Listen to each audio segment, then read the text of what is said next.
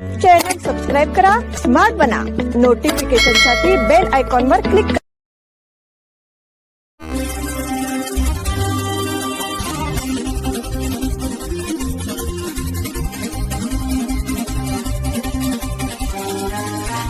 नमस्कार, स्मार्ट न्यूजच्या बुलेटिन मध्ये आपलं स्वागत. पाहूया आजच्या दिवसभरातील ठळक घडामोडी. इराण उद्ध्वस्त करण्यासाठी हिमार्स क्षेपणास्त्राचे हल्ले. मध्य पूर्वेतील 3 दिवसांच्या शांतीनंतर युद्ध पुन्हा पेटले आहे. अमेरिका आणि इराणमधील चर्चा आणि वाटाघाटी यांची शक्यता संपल्यानंतर दोन्ही देशांच्या सैन्यांमध्ये पुन्हा एकदा संघर्ष उभा राहिला आहे. युद्धबंदीच्या संदर्भात अखेरपर्यंत बोलणी करण्यासाठी इराण उत्सुक नसल्याने तसेच इराणने आखातातील अमेरिकेच्या सैन्य स्थळांवर केलेल्या हल्ल्याच्या उत्तरादाखल अमेरिकेने हल्ले अधिकच तीव्र केले. करार करून शांततेचे नाटक करून अमेरिका मिळालेल्या वेळेत पुढच्या हल्ल्याची तयारी करते आणि आम्ही गाफील असताना पुन्हा हल्ला होतो, हे आता चालणार नाही, असे स्पष्ट करत इराणने अमेरिकेसोबत कोणतीही बोलणी करण्यास स्पष्ट नकार दिला. त्यानंतर अमेरिकेने इराणच्या विरोधात पहिल्यांदाच त्याच्या हिमार्स मिसाईल्स मैदानात उतरवल्या.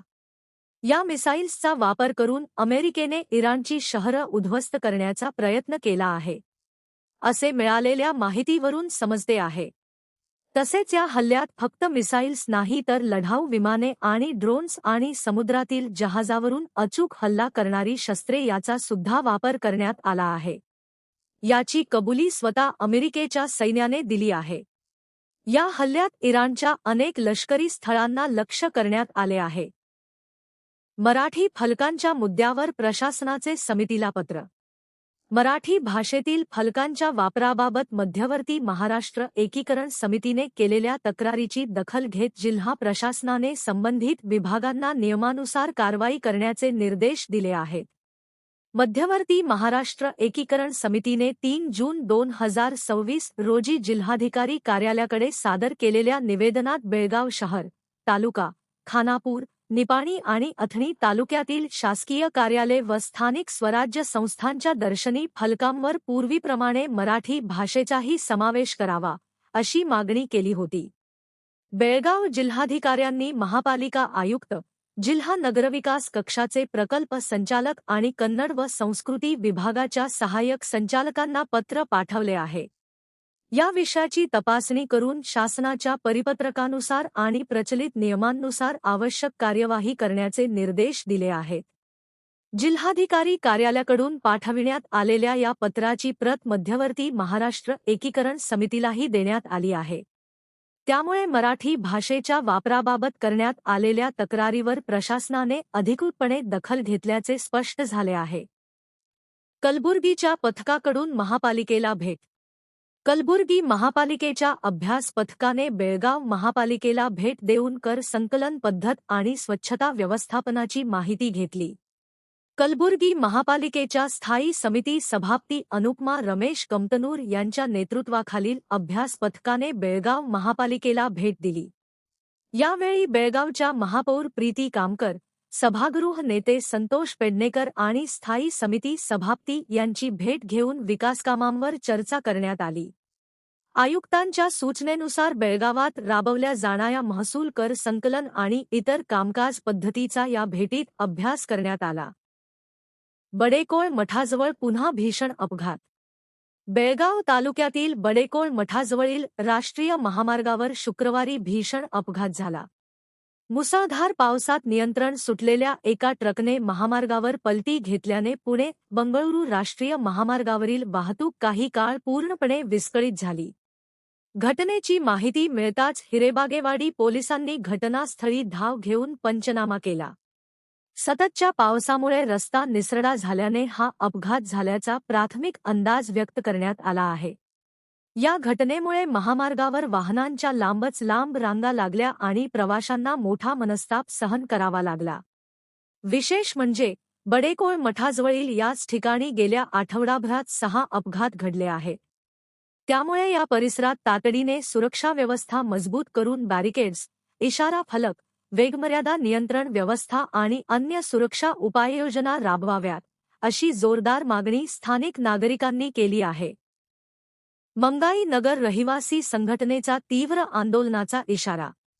मंगाई नगर परिसरातील रस्त्यांची दुरवस्था, सर्वत्र पडलेले खड्डे आणि मूलभूत सुविधांकडे होत असलेल्या दुर्लक्षाविरोधात मंगाई नगर रहिवासी संघ, महिला मंडळ तसेच स्थानिक नागरिकांनी शुक्रवारी महानगरपालिकेत धडक देत उपायुक्त उदय कुमार तलवार यांना निवेदन सादर केले. यावेळी रहिवासी संघाचे अध्यक्ष बंडू केरवाडकर यांनी प्रशासनावर तीव्र नाराजी व्यक्त केली. पाणीपुरवठ्याची जबाबदारी असणाऱ्या L&T कंपनीकडून विविध भागात खोदकाम करण्यात आले, मात्र आजतागायत ते खड्डे बुजविण्यात आले नसल्याचा आरोप त्यांनी केला. या परिसरात मोठ्या प्रमाणावर खड्डे पडले असून वाहनचालक, पादचारी, लहान मुले, ज्येष्ठ नागरिक आणि रिक्षाचालकांना मोठा त्रास सहन करावा लागत असल्याचे त्यांनी सांगितले. मंगाई यात्रेपूर्वी आमच्या सर्व समस्या सोडवा.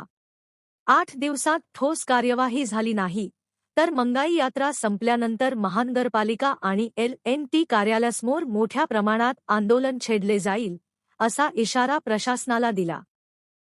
बेळगाव विमानतळाला आंतरराष्ट्रीय दर्जा देण्याची मागणी. बेळगावसाठी बंगळूर आणि नवी दिल्ली येथील दैनंदिन विमानसेवा पूर्ववत सुरू करण्याबरोबरच बेळगाव विमानतळाला आंतरराष्ट्रीय दर्जा देण्याची मागणी खासदार जगदीश शेट्टर यांनी केली आहे. तसेच त्यांनी चेन्नई, पुणे आणि अहमदाबादसाठी नवीन विमानसेवा सुरू करण्याची मागणी देखील केंद्रीय नागरी विमान वाहतूक मंत्री के. राममोहन नायडू यांच्याकडे केली आहे. नवी दिल्लीत संसदेच्या नव्या इमारतीत केंद्रीय नागरी विमान वाहतूक मंत्री नायडू यांची खासदार शेट्टर यांनी आज भेट घेऊन विविध मागण्यांचे निवेदन सादर केले. शेट्टर यांनी सांगितले की इंडिगो कंपनीने 16 जून 2026 पासून बंगळूर बेळगाव मार्गावरील विमानसेवेचे वेळापत्रक बदलले आहे. आठवड्यातून 3च दिवशी विमानसेवा दिली जात आहे. यामुळे प्रवाशांची मोठी गैरसोय होत असून दोन्ही मार्गावरील दररोजची विमानसेवा तातडीने सुरू करण्यासाठी इंडिगोला आवश्यक सूचना द्याव्यात, अशी मागणी त्यांनी केली. याशिवाय वेगाने विकसित होत असलेल्या बेळगावच्या वाढत्या गरजा लक्षात घेऊन येथील विमानतळाला आंतरराष्ट्रीय विमानतळाचा दर्जा द्यावा, अशी मागणी देखील त्यांनी केली आहे. जिल्ह्यातील 3,500 मंदिरांमध्ये कडक सुरक्षा व्यवस्था. जिल्ह्यातील धर्मादाय विभागाच्या अखत्यारीतील 3,806 अधिसूचित मंदिरांमध्ये सुरक्षा, पारदर्शकता आणि देणगी व्यवस्थापन अधिक सक्षम करण्यासाठी जिल्हा प्रशासनाने व्यापक स्टँडर्ड ऑपरेटिंग प्रोसिजर लागू करण्याचा निर्णय घेतला आहे. जिल्हाधिकारी मोहम्मद रोशन यांच्या अध्यक्षतेखाली गुरुवारी झालेल्या आढावा बैठकीत हा महत्त्वपूर्ण निर्णय घेण्यात आला. जिल्ह्यात सध्या एकूण 3,806 मंदिरे आहेत. नव्या SOPनुसार प्रत्येक मंदिरातील दानपेटी सुरक्षित आणि स्पष्ट दिसेल अशा ठिकाणी बसविणे बंधनकारक आहे.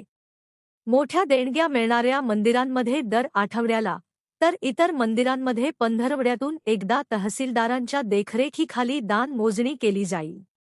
मोजणी प्रक्रियेत महसूल अधिकारी, बंक कर्मचारी, होमगार्ड आणि सरकारी कर्मचाऱ्यांनाच सहभागी होण्याची परवानगी असेल, असे ते म्हणाले.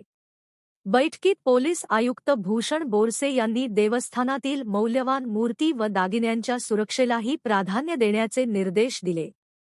जिल्हा पोलीस अधीक्षक के. रामराजन यांनी 6 महिन्यात जिल्ह्यात 16 मंदिर फोडीच्या घटना घडल्याचे सांगत उच्च दर्जाच्या CCTV यंत्रणांची आवश्यकता अधोरेखित केली.